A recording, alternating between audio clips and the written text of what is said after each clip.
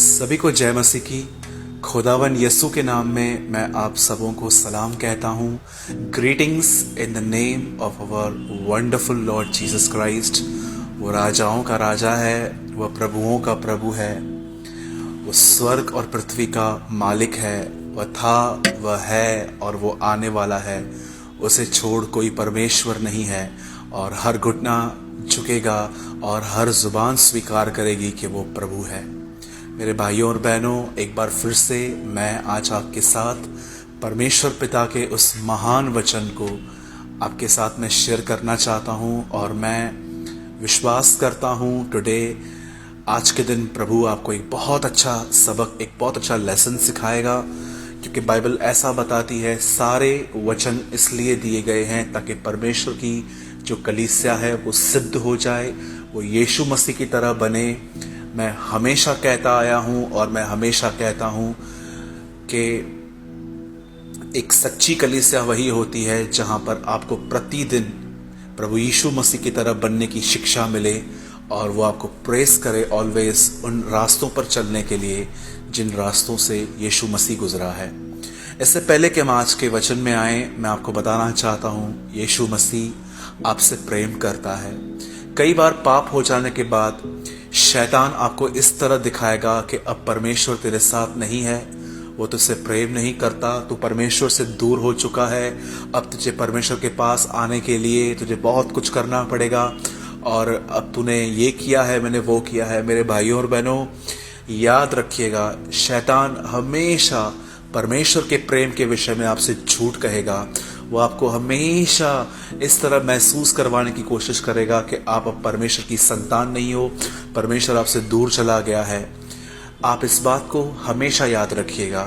एक समय था जब यीशु यरदन पे बपतिस्मा ले रहे थे, तब ऊपर से यह आवाज आई उसके पिता की ओर से कि यह मेरा प्रिय पुत्र है। और अगर आप थोड़ा उसके आगे पढ़ेंगे तो आपको पता चलेगा, शैतान यीशु को कहता है, यदि तू परमेश्वर का पुत्र है तो इन पत्थरों से कह के रोटी बन जा। यरदन पे आवाज आई, यह मेरा प्रिय पुत्र है, पर यहां पर शैतान कहता है, यदि तू परमेश्वर का पुत्र है तो। उसे प्रिय शब्द वहां से निकाल दिया, क्योंकि वो हमेशा यही चाहता है कि हम इस बात पर विश्वास करते रहें कि परमेश्वर हमसे प्रेम नहीं करता। परमेश्वर हमेशा हमसे डिमांड करता है कि तुम पवित्र बनो, अगर नहीं बनोगे तो मैं तुम्हें अपने सामने से निकाल दूंगा। पर बहुत कम लोग इस बात को जानते हैं कि परमेश्वर एक पूर्ण प्रेमी, दयालु, मौके देने वाला, मदद करने वाला परमेश्वर है। याद रखिएगा, जैसे हम परमेश्वर कहते हैं, बाइबल उसे पिता कहती है। इसलिए हर पत्री की शुरुआत भी इस तरह हुई, परमेश्वर पिता और प्रभु यीशु मसीह का अनुग्रह तुम्हें मिलता रहे। हर चेले के पास एक महान प्रकाशन नए नियम में यही था कि परमेश्वर उनका बाप है। और आप में से भी हर व्यक्ति आज ये बात जान ले, आप कैसे भी हो, खुदावन आपसे आज भी मोहब्बत रखते हैं और वो आपको उठाना जानते हैं। यही सुसमाचार है कि परमेश्वर हमें नाश करने नहीं, परमेश्वर हमें बचाने आया। मेरे भाइयों और बहनों, आज मैं प्रभु के वचन में से आपसे एक बहुत ही गहरी बात शेयर करना चाहता हूं और मैं विश्वास करता हूं यह चीज आपकी जिंदगी को और स्मूथ और आसान कर सकती है और मन में होने वाली लड़ाइयों पर आपको विजय दे सकती है। यदि आपके पास मेरी तरह बाइबल है तो आप मेरे साथ खोल सकते हैं मरकुस की किताब, मरकुस रचित सुसमाचार, द गॉस्पेल ऑफ मार्क, और उसका 11 अध्याय, और मैं आपके लिए पढ़ रहा हूं 23 वर्ड, 23वां वचन। मैं तुमसे सच कहता हूं कि जो कोई इस पहाड़ से कहे कि तू उखड़ जा और समुद्र में जा पड़, और अपने मन में संदेह न करे वरन विश्वास करे कि जो मैं कहता हूं वह हो जाएगा, उसके लिए वही होगा। आप सभी जानते होंगे कि प्रभु यीशु ने यह वचन कब कहा था। एक समय था जब बाइबल बताती है प्रभु यीशु मसीह ने जब अपनी सेवकाई शुरू की इज़राइल के अंदर, और वो पूरे इज़राइल में लोगों को चंगा करता फिरा, दुष्ट आत्माएं निकालता रहा, परमेश्वर के राज्य का प्रचार करता रहा, और उसने कोड़ियों को शुद्ध किया, उसने मुर्दों को जिलाया। कभी भी प्रभु यीशु मसीह ने अपने जीवन में इस पृथ्वी की धन दौलत के लिए कभी प्रचार नहीं किया था। वो तो ये कहता था कि तुम्हारे घर स्वर्ग में हो। उसने कभी भी ये नहीं कहा कि तुम अमीर बनो, उसने कहा तुम्हारा धन स्वर्ग में हो। ये आजकल का प्रचार है जो स्वर्ग से पृथ्वी पर आ गया है। जो कई लोग कहते हैं यीशु में आओ ये मिलेगा, यीशु में आओ वो मिलेगा। मेरे भाइयों और बहनों, ऐसे झूठे सुसमाचारों से बचे रहें, क्योंकि ये सुसमाचार सिर्फ आपको अर्थली ब्लेसिंग्स पाने के लिए आपको क्वालिफाई करते हैं। पर याद रखिए, यूहन्ना ने कहा है स्वर्ग का राज आ गया है, पृथ्वी का राज चला गया है। अब परमेश्वर आपको उससे बढ़कर स्वर्गीय आशीषें देना चाहता है, और स्वर्गीय आशीषों में सबसे महान चीज है परमेश्वर का अनुग्रह, जो आपको पाप पर विजय देता है, जो आपको अधिक बोलने पर विजय देता है, जो आपको गलत सोचने पर विजय देता है, जो आपके बैड एटीट्यूड पे आपको विजय देता है। यहां लिखा गया है कि यीशु मसीह कहते हैं कि तुम कहोगे और वो हो जाएगा। बाइबल ऐसा बताती है कि यीशु ने जब अपनी सेवकाई शुरू की, बीमारों को चंगा किया, दुष्ट आत्माओं को निकाला, उसे परमेश्वर के राज्य, स्वर्ग के राज्य का प्रचार किया। और एक समय था जब वो एक प्लेस पे गया, एक जगह पे गया, जहां पर एक ऐसा पेड़ लगा हुआ था जिसमें पूरी तरह से हरियाली थी, पर उसमें फल नहीं थे। और यीशु ने उस पेड़ से कहा तू सूख जा और तुझमें कभी फल न लगे। और यीशु ये कहकर अपनी सेवकाई में आगे बढ़ने लगा। लेकिन अगले दिन चेले और यीशु वापस वहां पर आए और उन्होंने क्या देखा? पेड़ पूरी तरह सूख चुका था। तब उसके चेले ने कहा, प्रभु ये देख, वह पेड़ जिसको तूने श्राप दिया था, कर्ज किया था, वो खत्म हो चुका है। तब यीशु ने उनसे कहा, आओ अब मैं तुम्हें एक बहुत महान सबक सिखाता हूं कि अगर तुम इस पहाड़ से कहो उखड़ समुद्र में जा, तो वो तुम्हारी बात मान लेगा। क्या आप इस बात को जानते हैं? आप जो कुछ भी देखना चाहते हैं वो तब तक नहीं आ सकता जब तक आप अपने मुंह से उसे कबूल न करें। क्या आप जानते हैं नए नियम की शुरुआत में ही यीशु मसीह और शैतान आमने सामने दिखाई दिए हैं और यीशु जीत गया। कैसे जीता? यीशु ने उसको अपने अनुभव नहीं बताया कि मैं दुआ करता था, मैं दुआ करता हूं। यीशु ने उसको ये नहीं बताया कि मैं स्वर्ग से उतरा हूं। यीशु ने सिर्फ उससे कहा, लिखा है मनुष्य रोटी से नहीं, प्रभु के वचन से जो उसके मुंह से निकलता है जीवित रहेगा। और शैतान चला गया। बाइबल के पहले पन्नों में ही दिखाया गया है कि यीशु जीता वचन कहने की वजह से। आज मैं आपसे पूछना चाहता हूं मेरे भाइयों और बहनों, अपने आप से पूछिए, जब आप समस्याओं का सामना करते हैं, जब आप अपने घर के अंदर बुरा बिहेव देख रहे हैं, या आप देख रहे हैं कि आप अपने लाइफ में फाइनेंस के लिए स्ट्रगल्स कर रहे हैं, या आप देख रहे हैं कि कोई बीमारी आपको नहीं छोड़ रही, या आप ये देख रहे हैं कि आपके बच्चे बुरी संगत में हैं, या कभी आप देख रहे हैं कि आपके बच्चे खुदा से दूर हो गए हैं, या तो आप तरह तरह की बातों से घिरे हुए रहते हो, या आप अपने अंदर ठंडापन महसूस करते हो कि कोई समय था मैं प्रभु से बहुत प्रेम करता था, लेकिन आज कलीसिया जाना भी मेरे लिए एक भारी बात हो चुकी है। मेरे भाइयों और बहनों, याद रखिए, कई लोग वही कहते हैं जो वो कहना चाहते हैं, पर वो ये नहीं कहते हैं जो सच है, जो सही है। आप में से कितने लोग इस वचन को जानते हैं? पौलुस कहता है, हम जो दूर थे अब यीशु के लहू के द्वारा करीब आ गए हैं। क्या जब आप ये ऐसा फील करते हो कि मैं खुदा से दूर चला गया हूं, तो क्या आप अपने मुंह से ये कहते हो, खुदा, बाइबल बताती है मैं तेरे खून के द्वारा तेरे करीब हूं। क्या आप शैतान से इस तरह वाद विवाद करते हैं? क्या ये कन्फेस करते हैं? आप नहीं करते हैं, इसलिए शैतान आपको विचारों पे विचार दे देकर वो आपको ऐसा महसूस करवाता है जो बिल्कुल झूठ है। मेरे भाइयों और बहनों, आप में से हर व्यक्ति के साथ परमेश्वर है। बाइबल कहती है उसका नाम इमैनुअल रखना, जिसका अर्थ है परमेश्वर हमारे साथ। आज परमेश्वर हमारे साथ है, लेकिन हम इस झूठी बातों पर विश्वास करते हैं कि हम खुदा से दूर हैं, खुदा हमसे दूर है। बाइबल बताती है उसी ने हमारे और खुदा के बीच में जो दीवार थी वो गिरा दी और हम सबों को एक कर दिया है। आज मैं आपसे पूछना चाहता हूं, क्या आप इन दिनों में आपकी जो मदर टंग है वो किस तरह की है? मैंने हजारों लोगों को देखा है जो अन्य भाषा बोलते हैं, उसके बाद नकारात्मक बातें करते हैं।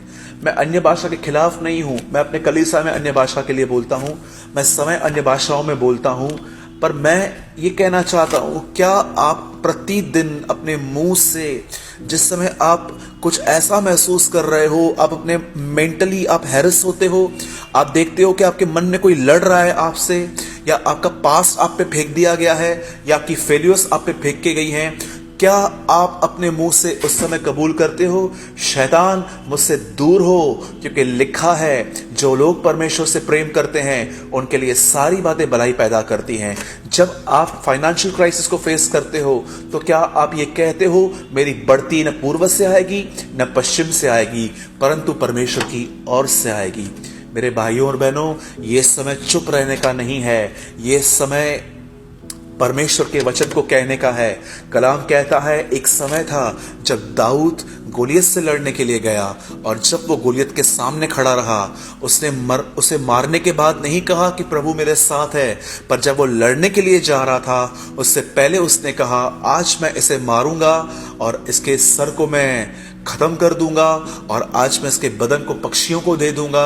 तब समस्त इज़राइल जान लेगी कि एक खुदा है जो बाले और लकड़ियों के द्वारा नहीं लड़ता, क्योंकि लड़ाई तो उसकी है। और दाऊद वहां गया, वो वहां पर जीत के आया। मैं आपसे पूछना चाहता हूं मेरे भाइयों और बहनों, इन दिनों में क्या आप बात कर रहे हैं? किस तरह बात कर रहे हैं?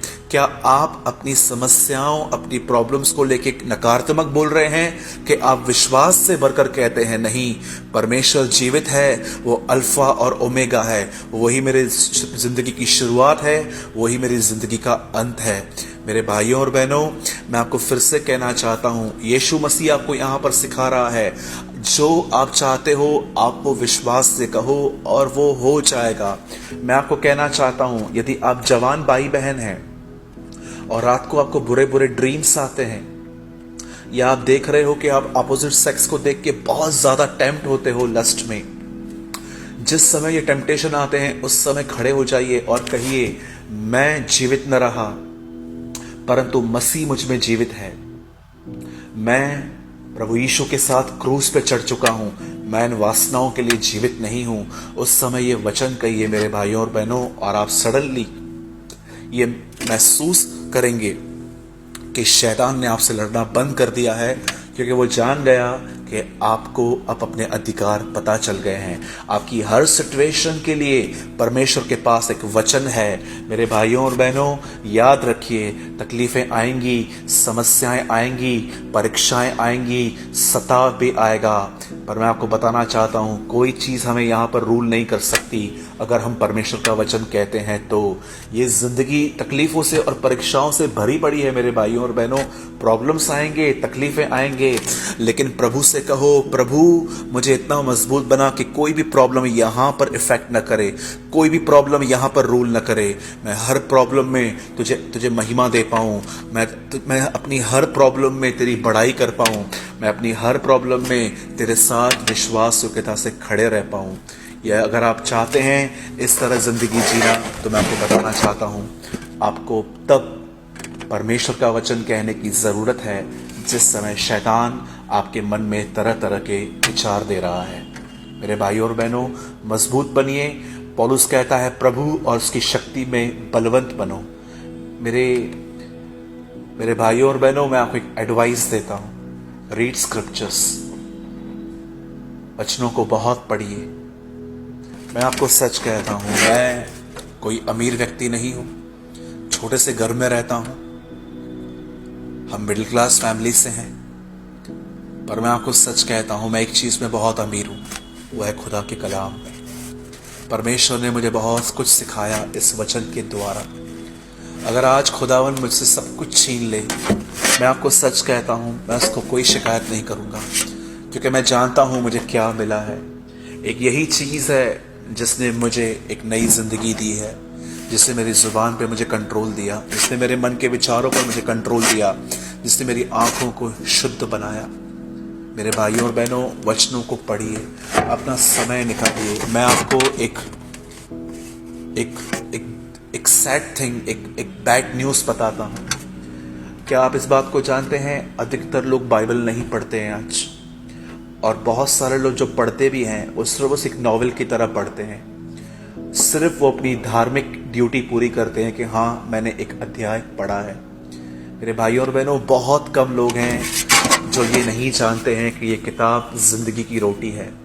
जब आप इसे पढ़ते हैं तो आप अपने आप को फीड करते हैं, आप अपने आप को खिलाते हैं। यीशु मसीह ने कहा जीवन की रोटी मैं हूँ।